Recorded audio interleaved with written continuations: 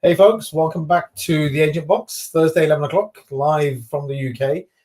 If you're joining us live, thank you very much. And if you're watching this as a recorded version, then thanks for taking the time to listen to us. My name is Sham Ghani. I'm your host, and with me today is, as always, my co-host, Kabir, Abir. How you doing, man? You okay? I'm all right. How are you, buddy? Yeah, not too bad, man. Just busy, busy, busy. I mean, unbelievably busy over the last few days. It's just like you know why on tomorrow after evening, flying out to Berlin. So I'm trying to get everything sorted out before we head off. It's going to be a super busy few days in Berlin. Those agents that are going out there, or those people that are attending ICEF in Berlin, will be at the ICEF Digital and at the ICEF Berlin event as well. And in fact, actually, You're also I doing a talk as well, right? yeah, I need to get my head in the right space, man. On Saturday, I'm hosting one of the campfire sessions at ICEF Digital. So looking forward to that. Feel quite honoured that I've been asked to do that, but I need to get my act together and uh, and not talk gibberish at the session. But I was there Well, you last year. never It's a do busy that session. anyway. No, you know what? Last year was a busy session as well at Digital. It's a much smaller event than the ISEF Berlin main event, but it's I think it's growing in popularity. It's definitely somewhere that edtech companies definitely need to be there. But actually, what surprised me was the number of agents, number of institutions that attended ISEF Digital last year. And when I spoke to a lot of people, a few of the people I knew anyway, I spoke to them and telling me they just want to know what's new in the world of tech and digitally, what is available out there. And some of the speakers are phenomenal, absolutely phenomenal, and they have so much depth of knowledge of what they're talking about. And I know this year there's going to be a lot of talk about AI and how AI can help in our sector. And I know some people are I think really with the looking forward. evolution of the technology within the industry, and since the COVID outbreak and Yeah. everything, I think the ISEF Digital has gone big in caliber as well. Yeah, Like a lot of, you know what it is. There's a lot of people that are nervous about technology and digital, specifically AI. But I think I was one of the speakers at an online event that ICEF Digital did, and this was a preamble to what's coming on Saturday. And just listening to people, it's amazing how much stuff there is out there in our sector.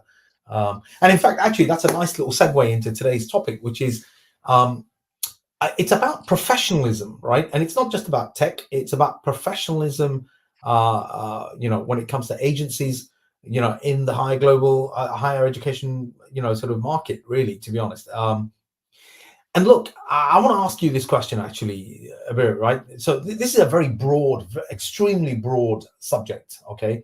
And I'm almost certain that every single agent we ever speak to and say, look, do you work professionally? Are you professional? They'll be like, yeah, well, of course I am. In your opinion, man, what does it mean to be professional in our sector as an agent? well, it can be various different things, to be honest. But first of all, in many agencies, from my personal experience, they have started uh, like a startup, for Mm, example, out of a garage in most cases. So mm. they are used to of running the business in a small scale. When they scale up and they go big, that's Mm. when the main problem starts to come to surface. In Because what way? What do you see as the main problem? I get what you're saying, that somebody just thinks, right, okay, some people might start an agency as a part-time thing, as a side thing, they're working full-time, students are coming to them or people are coming to them saying, look, I want to study overseas, and you end up helping them. But where do you see the problem? What's the impact of those problems that you're talking about? so when you start small, or like in most cases in our industry, you tend to run it like a mums and pop shop, like a corner shop, because Mm, it's a small team. Mostly you are doing all the work. Maybe you have one or two colleagues. But yeah. when we scale up, when we recruit more people, whether it's from industry or from outside, we still think that we can manage that. It's like, to our parents, we're always going to be that small kid. Mm, mm. So no matter how big you have become, they will Where's always what I'm trying to understand is where's the impact of that? What does that impact? So let's say I'm not a professional, or I'm running my business. Not to say I'm not professional is incorrect. I'm running my business like a corner shop. Okay, yeah. I've scaled up. I'm running. So what? What's going to happen? Where is the impact going to be felt? So number one impact, in my humble opinion, is going to be on productivity. and whether you are going to optimize your resources, because running a successful business is all about optimizing your resources. And Right. if you do not have a proper structure or professionalism, and this is a two-way street as well. So I cannot expect professionalism from my team if I personally am not professional with them. So, and then there is going to has to have that mutual respect. If that's not the case, the main question and the main thing, in my opinion, is going to be on productivity. Are you optimizing your resources? Are you getting the best out of them? And a lot of times, what we have seen, that to do that, we pressure and create so much stress and toxic environment that we are not optimizing resources, rather than we are affecting negativity. And there is a very fine line between friendly and professionalism. So whether we are maintaining that line and whether we are following that, that's a very big, bold question, in my Let opinion, me in let our me let, industry. let, let me give you a different perspective, right? So when a university is looking at an agency and asking this question, that whether an agency is professional or not, right? I can tell you that it doesn't always link to productivity. That, in terms of, so what I mean is, let's say you've got an agency that is delivering 10 students a year, and you've got another agency delivering 100 students a year. It's not necessarily as linear as saying the 100 delivery agent is more professional than the 10 delivery agent. Does that make sense? Yeah. Yeah. Because I think from university perspective, because when I used to deliver to universities, what they mean by professionalism is whether you are giving the information right, whether you're Mm, covering all aspects of the information, and whether you are sharing those information on an official and proper channel, or is it by mm, over phone and all that. mm, Because a lot of times when a student comes to the UK and complains, because I think we talked about this a lot in our earlier episodes, that when students comes and student portrays themselves as like innocent, like I didn't do anything, my agent is mm, all mm. at the fault and everything. How do you defend yourself with that? If Yeah. you are professional and you have sent all the information on an email or in a professional channel, then the university would give, oh yeah, these guys are professional. So yeah. Yeah. Yeah, I think you're right. That's what I'm kind of driving at here, right? Is that an agency, to be seen as a professional organization, that you need to have policies, procedures, you need to have systems, you need to have a way of doing business that is watertight. Okay, that you're not cutting corners, you're not just, this will be okay. Excuse me, or that'll be okay, or you just you're treating a student in a particular way that just says, look, do what I tell you to do, and then you'll basically be fine. All of these sorts of things, because the problem here is it's very subjective. Okay. That's the added issue. There isn't a formula, there isn't a single thing that you can say, wear these clothes and you will be a professional agency. It is a very subjective view, and it's a different view depending on different stakeholders. So your student might look at you and say you're not professional just by the office space that you occupy. Yeah. Okay, that they just walk into your offices and think, well, these guys can't do anything. You might be the best agent there is out there, the best counselor, really efficient, really productive. You're really well policied and procedured as far as the university is concerned, but your offices are rubbish. Then basically the student coming into your door is going to think, well, these guys are not professional. So it really does depend on your sort of point of view, where you're looking at it from. But I think most agencies around the world are concentrating on that student facing aspect of professionalism, that they want. Most agencies will have nice offices, they've got well groomed and very polite staff, but they may have internal struggles with policies and procedures that the student doesn't necessarily see. And what they don't necessarily look at, in my opinion, and look, it's a biased opinion because I've worked mainly in the university, so that's my viewpoint. That's how I've seen agencies. That I've seen a lot of agencies out there that don't consider how a university is going to perceive them. Okay. And look, we've said this endlessly on this show. Our sponsors are SAM CRM. Without data management, you're never going to be in a situation where you are seen by the university as being professional. Okay, the student might see And you the as biggest professional. concern here is Shambhai. A lot of our agencies, they don't even care about this. That I don't care how the This university is my point. perceives me. This is that's a very good point. This is Mm. because what they think often is that the university is only concerned about numbers, that the university does not care what I look like, what I smell like, what I sound like, so long as I'm delivering students. And that is incorrect. That is actually incorrect. Okay. Yes, of course, universities want to work with agents to get students in, but they want to work with agents who are professional. And I'm telling you, right, if you could find university staff in a dark room and it was totally anonymous, and you ask them, how many of your agents are truly professional, you'd get a very shocking answer. You understand? And I think there'd be a lot of people that would say, yeah, if I really think about it, there's a small group of agents that I would consider to be, truly professional agents, and the rest of them, yeah, well, but they're quite forgiving bunch of people. The universities, they'll forgive so long as then it kind of reverts back to that basic instinct of, okay, I need some students. So have I really got the time or the ability to query and question this agency's professionalism so long as they're delivering me students? The question comes up is when the university staff are affected by your lack of professionalism. And where that happens almost every day and most often is with admissions.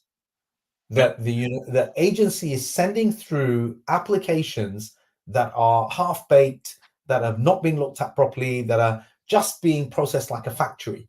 That then impacts the international office because admissions gets upset that they're having to deal with so many applications that are no good. And then they start looking at where's that coming from.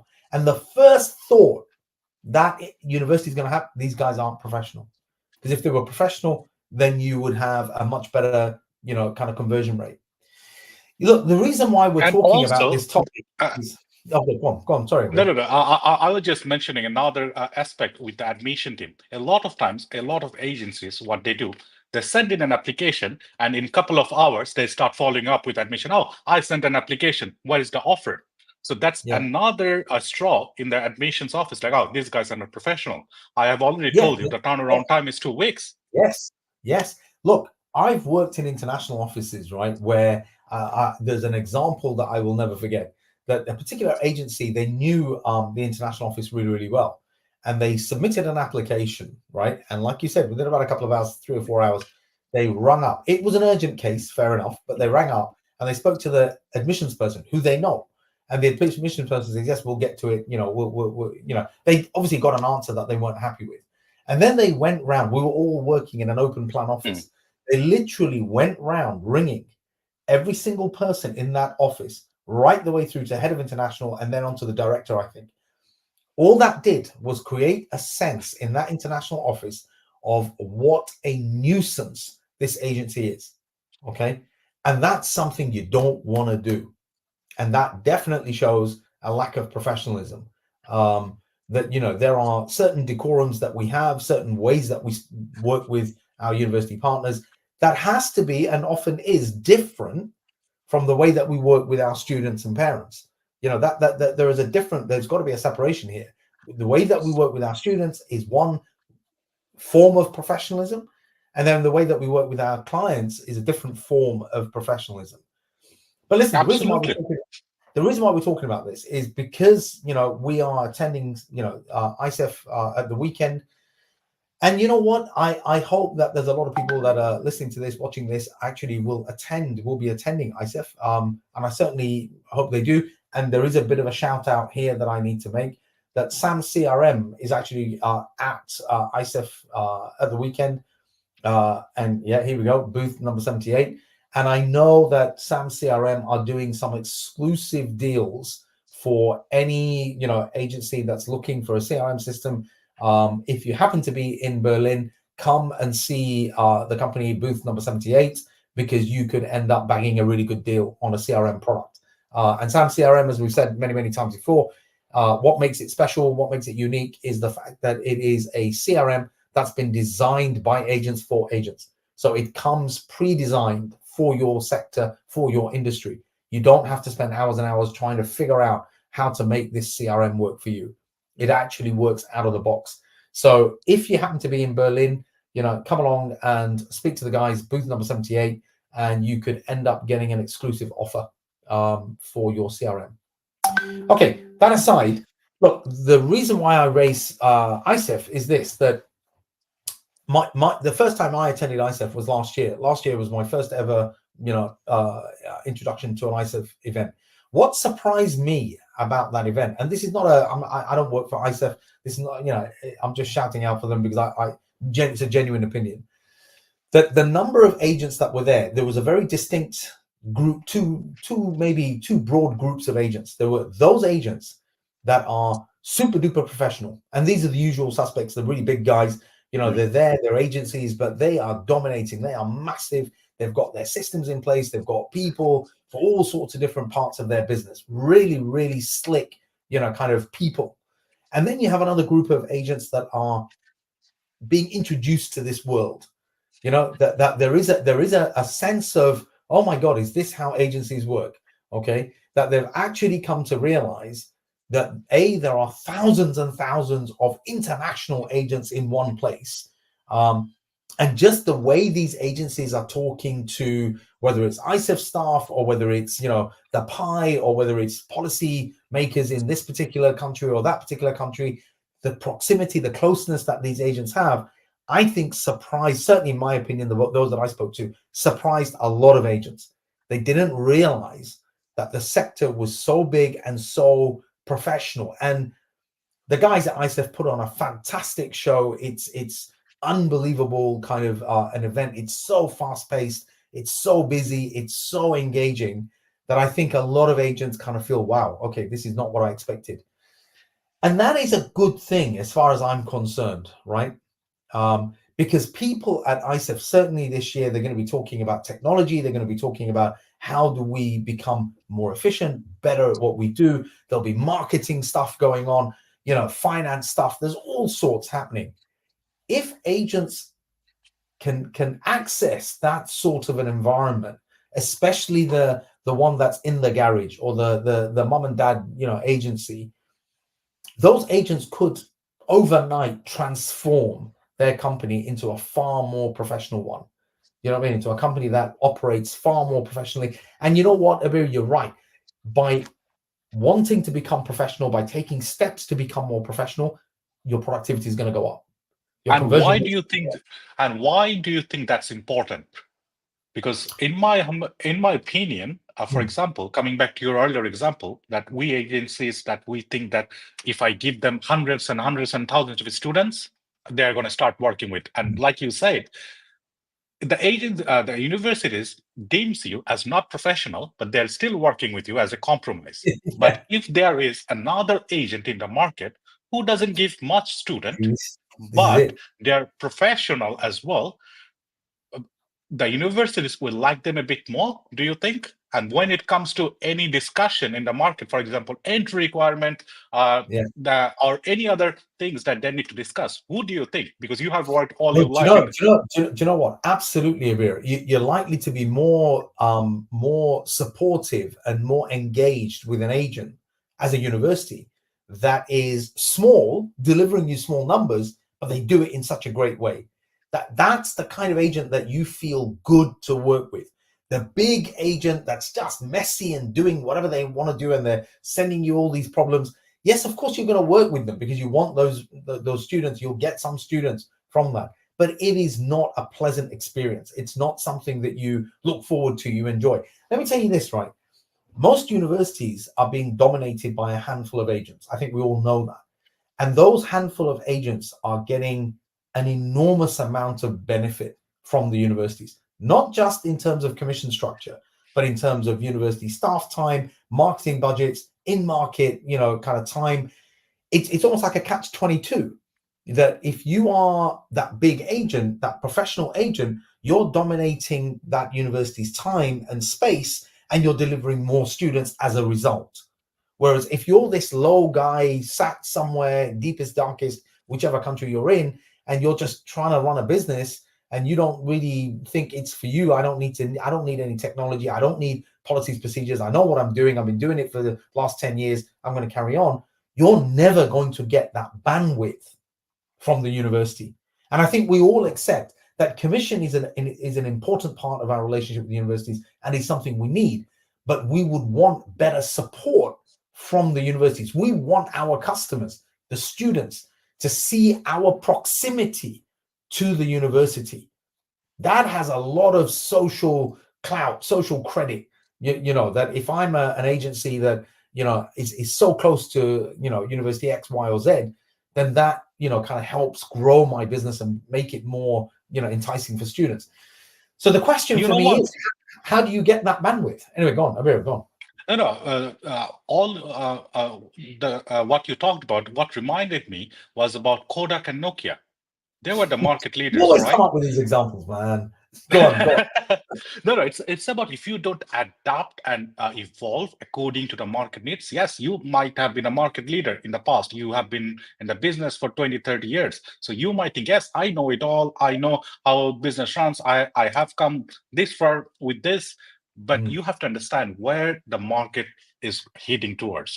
So professionalism, adopting technology, that is important to sustain and survive your business as well. It's just not, we are saying this for the sake of universities, good relationship and whatnot. It's about your business survival as well. It's an ecosystem, man. It's an ecosystem that if you don't have one bit, then the other bit falls apart.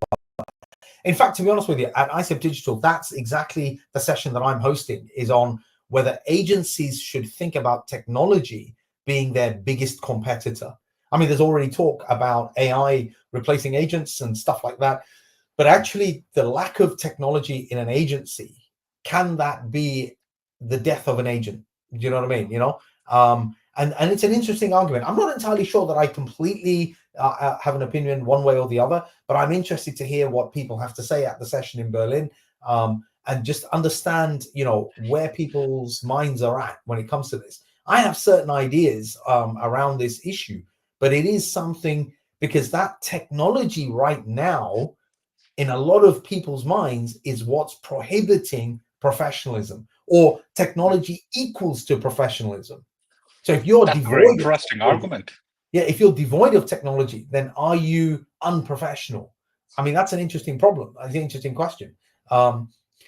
Look, guys, hey, 22 minutes in, man. How have we got 22 minutes, you know, gone already in just such a short conversation? I don't know. I sometimes wonder, people listening to us might think, oh my God, these guys ramble on. Do you know what I mean? Maybe less you, but they definitely must think, this guy just rambles on. But for me, from my perspective, 22 minutes, 23 minutes gone already. Just feels like that. It's just gone. Anyway, guys, look. It's just that you like to chat with me. Yeah, I do. You know, I do. You know, I do. You know that. I'd go as far as saying I like to chat anyway, but it's always good to chat to you. I just wanted to make me feel special. You're always professional, mate. Anyway, folks, just to reiterate, look, you know, we've been talking about professionalism in an agency. It is a topic that I think all agents need to take very seriously. You know, you need to reflect, ask yourself some questions. Are you professional? Do you have the right tech that your company needs? Do you have policies, procedures? How do you maintain those? These sorts of things are interesting problems, interesting questions that I think every agent should be asking themselves, certainly in 2024. And as we go into 2025, we're in an age where technology is dominating everything, where our students are tech savvy, where our staff often are tech savvy. So as agents, as as business owners, do we need to really think about this? And to be fair, ICEF Digital, ICEF is a good place to have that conversation. Anyway, folks, that's it from us at the Agent Box. As I mentioned already, we're sponsored by Sam CRM. Sam CRM are going to be at ICEF on Monday and Tuesday. They've got some exclusive deals going on. They're going to be at booth 78. I happen to know that all of their appointments are filled, which is a great thing for Sam CRM, but there's going to be more than one person attending. So if you're listening to this and you want to turn up, you haven't got any business meeting slots, just turn up to booth 78, because there's going to be people available to talk to you. And remember, they're going to have some exclusive deals, so don't miss out. Don't miss out on finding out what Sam CRM are offering.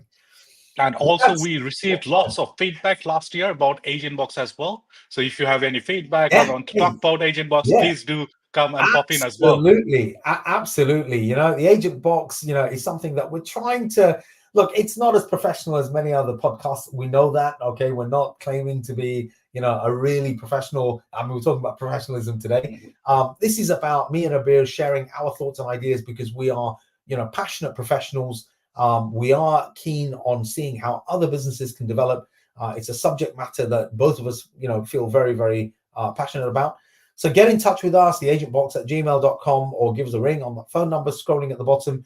You can always go on our website. You can contact us through the website. You can watch previous episodes. It's www.theagentbox.co.uk.